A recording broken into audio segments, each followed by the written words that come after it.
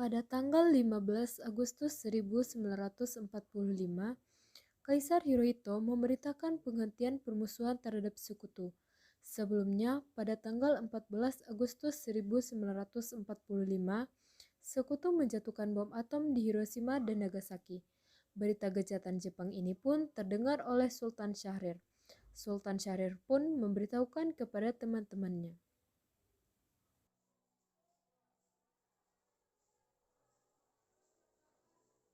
Siang saudara-saudara sekalian. Siang, Bu. Apakah kalian sudah mendengar berita kekalahan dari Jepang? Belum, Bu. Memang apa yang terjadi pada Jepang? Dari yang kudengar, sekutu telah menjatuhkan bom di kota Hiroshima dan Nagasaki, dan Jepang telah melakukan gencatan senjata. Kalau begitu, kita harus segera memproklamasikan kemerdekaan. Benar, Bu. Jepang tidak ada wewenang di negara kita ini. Kita harus memanfaatkan situasi pada saat ini. Setelah mendengar berita kekalahan Jepang, Kairos Soleh segera melakukan pertemuan dengan anggota golongan muda lainnya untuk membicarakan masalah proklamasi kemerdekaan. Pertemuan ini dilangsungkan di Jalan Pegangsaan Timur nomor 17, Jakarta.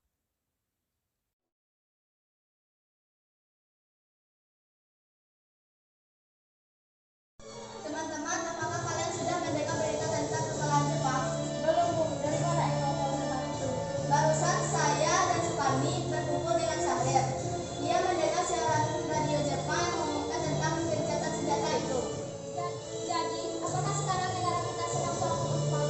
Benar, saya mengumpulkan kalian semua untuk membicarakan masalah itu. Dengan memanfaatkan situasi ini, kita harus memproklamasikan kemerdekaan kita. Benar sekali. Kalau begitu kita akan bagi tugas. Yukana dan Khairul akan pergi ke kediaman Bung Karno, dan saya dan Darwis akan pergi mencari pemuda lainnya untuk memerintahkan mereka untuk merebut kembali kekuasaan Indonesia dari Jepang. Kediaman Soekarno, Jalan Pegangsaan Timur nomor 17, Jakarta, pukul 22 waktu Indonesia Barat. Terjadi perdebatan serius antara golongan pemuda dengan Soekarno.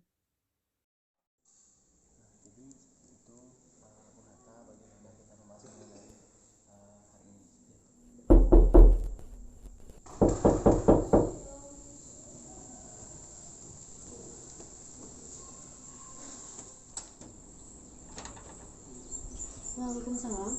Ada apa gerangan kemari? Kami ingin menemui Pak Soekarno. Baiklah, sebentar. Saya panggilkan dulu. Maaf, Pak. Iya. Ada seseorang Bapak di depan. Oh, ya sudah. Kalau gitu, saja mereka masuk. Baik, Pak.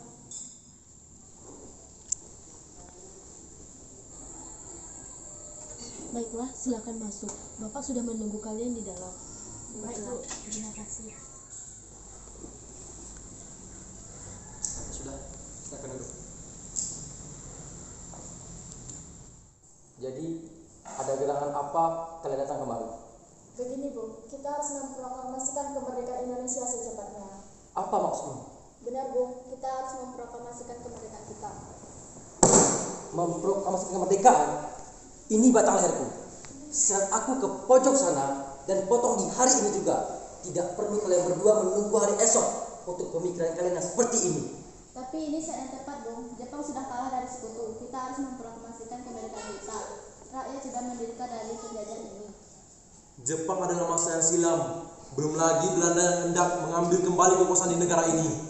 Jika kalian tidak percaya apa yang saya katakan, dan jika kalian bisa menopang kekuatan kalian sendiri, lantas mengapa kalian datang kemari dan meminta Soekarno untuk memproklamasikan kemerdekaan ini? Apa kita harus menunggu janji Jepang? Kita bisa memproklamasikannya sendiri, Bu. Janji Jepang itu janji palsu. Kita harus memproklamasikannya. Apakah kalian yakin dengan kekuatan yang segelintir ini saja untuk kita bisa memproklamasikan kemerdekaan? Apakah kalian berdua yakin kita bisa berdiri dengan kaki kita sendiri di negara ini? Coba kalian pikirkan lagi. Coba kalian renungkan kembali. Tetapi, Bu, semakin cepat kita memproklamasikan kemerdekaan, semakin cepat pula kita mengakhiri penderitaan rakyat. Inilah waktu yang tepat, Bu. Saya tahu, tapi kita harus menunggu janji dari Jepang. Tenanglah. Kemudian, para golongan tua yang berada di kediaman Soekarno langsung membicarakan masalah tersebut. Bagaimana ini? Para pemuda menuntut kita untuk segera memproklamasikan kemerdekaan ini. Tetapi Kita tidak boleh gegabah, Bung. Kita harus memikirkan yang matang-matang agar tidak terjadi sesuatu yang tidak kita inginkan. Setuju. Menurut saya, yang terpenting sekarang ini adalah bagaimana menghadapi sekutu yang hendak menguasai kembali negeri ini. Selain itu, masalah kemerdekaan bisa kita bahas pada sidang PPKI 18 Agustus mendatang. Lalu bagaimana dengan golongan muda? Apa kita abaikan saja? Ya, mereka masih muda, pemikirannya belum matang. Kita harus melihat ke depan dan mempersiapkannya dengan matang. Bagaimana nanti jika semuanya berantakan? Ya, saya setuju dengan pendapat kalian semua. Baiklah, kalau begitu kita dalam mencapai kesepakatan. Baiklah. Dengan berat hati mendengar keputusan tersebut, para pemuda pun meninggalkan kediaman Soekarno. Tetapi mereka tidak putus asa. Mereka pun menyusun strategi bagaimana membujuk Soekarno dan Hatta untuk memproklamasikan kemerdekaan sesegera mungkin. Akhirnya, mereka memutuskan untuk mengasingkan kedua tokoh itu ke Rengas Dengklok agar terhindar dari desakan pemuda dan pengaruh Jepang di Jakarta. Mereka pun mendatangi kediaman Soekarno dan Hatta.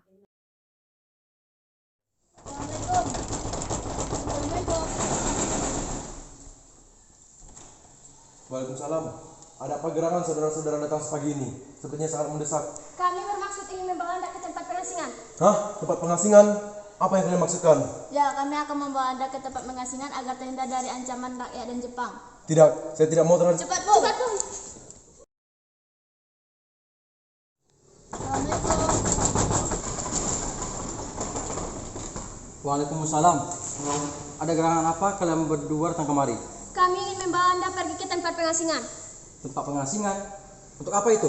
Ya, kami akan membawa Anda ke tempat pengasingan agar terhindar dari bentrok rakyat dan Jepang. Tidak, saya tidak akan ikut. Bapak harus ikut. Jika saya tidak ikut, memangnya kenapa? Bapak harus tetap ikut. Kalau tidak, kami akan tetap memaksa Bapak. Jika itu yang kalian inginkan, saya akan ikut. Jika kalian berdua mengizinkan saya membawa istri dan anak-anak saya. Ada apa ini, Pak? Tidak ada apa-apa, Bu. Tidak perlu khawatir. Mereka berdua hanya ingin membawa kita ke Rengas Dengklok agar kita terhindar dari bentrokan Jepang. Ya sudah, sekarang cepat kamu beritahu anak-anak agar kita berangkat hari ini.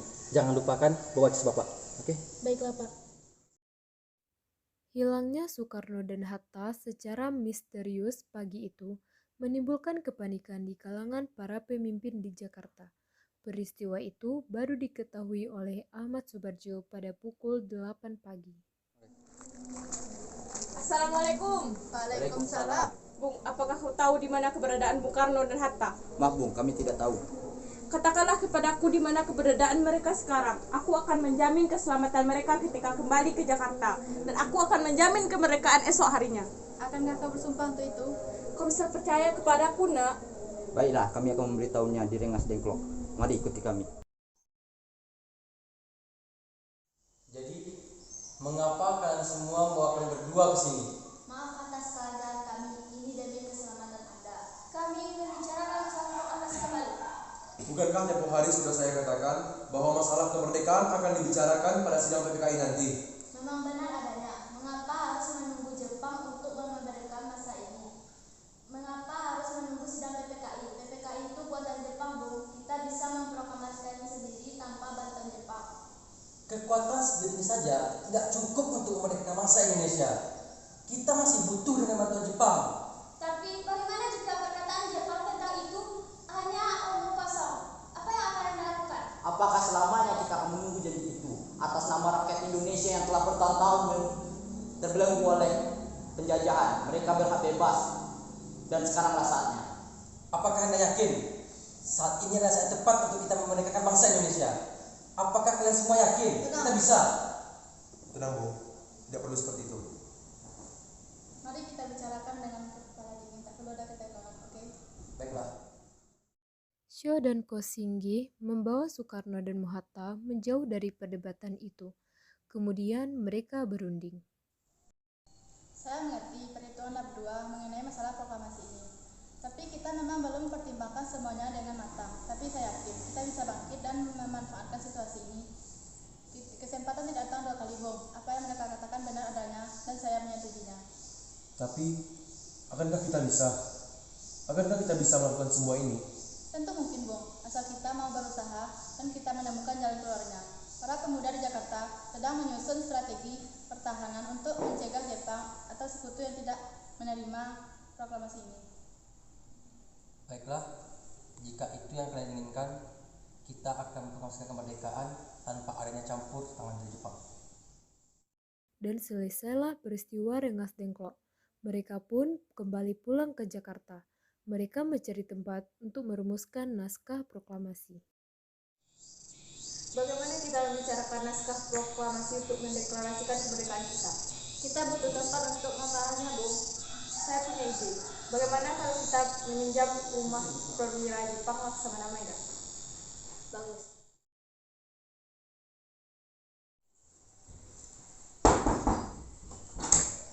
Selamat siang. Siang, Bu. Maaf mengganggu. Kami membutuhkan tempat untuk membicarakan kemerdekaan yang akan diselenggarakan esok hari. Benarkah itu? Kalau begitu silakan masuk. Perumusan proklamasi di rumah Laksamana Maeda pun segera dilaksanakan. Menurut saya, naskah ini jangan ditandatangani oleh PPKI, karena PPKI itu bentukan Jepang. Kita sudah sepakat untuk memproklamasikan kemerdekaan kita tanpa campur tangan Jepang. Saya setuju. Bagaimana ini, Bu? Apakah ada pikiran yang ingin kita kembali agar kita bisa menyelesaikan masalah ini dengan cepat? Bagaimana jika deklarasi ini ditandatangani oleh hadirin yang hadir pada saat ini, seperti Amerika yang waktu menandatangani deklarasinya? Jangan, kita tidak boleh meniru. Kita harus berbeda dengan negara lain. Lalu bagaimana ini, Bung Karno? Karena ini berkat jasa bangsa Indonesia, bagaimana jika kita buat atas nama bangsa Indonesia? Saya setuju. Bagaimana teks deklarasi ini ditandatangani oleh Bung Karno dan Bung Hatta? Saya setuju. Jadi bagaimana yang lain? Setuju. Setelah semuanya setuju, Soekarno memerintahkan Sayuti Melik untuk mengetik naskah proklamasi. Bung, Ya, tolong kau ketik teks proklamasi ini dan jagalah baik-baik. baik Bu, saya akan menyelesaikannya dengan cepat. Baik, terima kasih Bung Melik. Sama-sama Bu. Sayuti Melik pun mengetik teks proklamasi tersebut. Semua persiapan proklamasi rampung pada pukul 4.30 waktu Indonesia Barat. Lalu semua hadirin pulang ke rumah masing-masing dengan perasaan gembira. Soekarno dan Ibu Fatmawati sampai di kediaman mereka dan berbincang sejenak.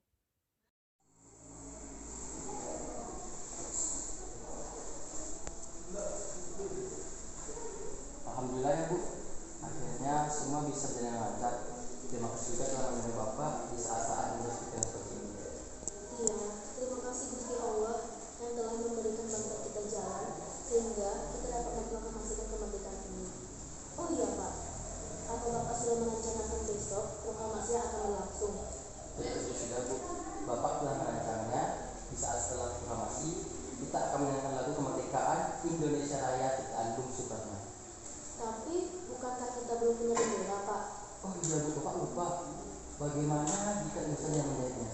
Tapi Ibu tidak punya kain Pak, kain yang ada hanya berwarna merah dan putih. Apa tidak apa-apa? Tidak masalah Bu, yang penting kita telah berusaha untuk bisa menciptakannya.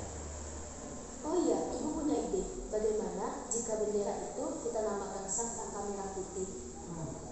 Bagus juga Bu, karena kan merah putih itu adalah sang saka. Ya baiklah, sebaiknya Bapak bersiap-siap sekarang untuk menulis pidato yang akan Bapak bacakan besok. Sudah Bapak besoknya Bu. Proklamasi siap dibacakan dan bendera pun selesai dijahit dan siap dikibarkan. Proklamasi. Kami, bangsa Indonesia dengan ini menyatakan kemerdekaan Indonesia. Hal-hal yang mengenai pemindahan kekuasaan dan lain-lain diselenggarakan dengan seksama dan dalam tempo yang sesingkat-singkatnya. Jakarta, 17 Agustus 1945. Atas nama bangsa Indonesia. Soekarno, Hatta.